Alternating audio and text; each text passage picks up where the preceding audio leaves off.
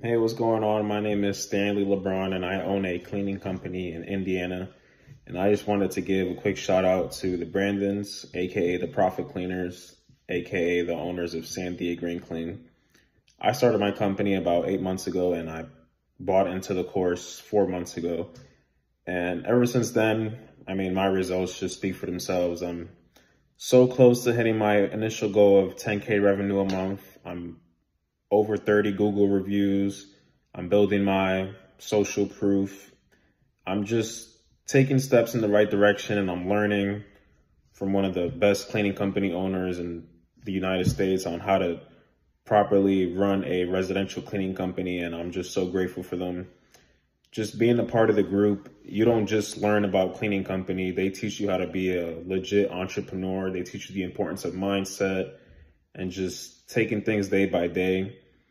It's just an abundance of information being a part of the Profit Cleaners group.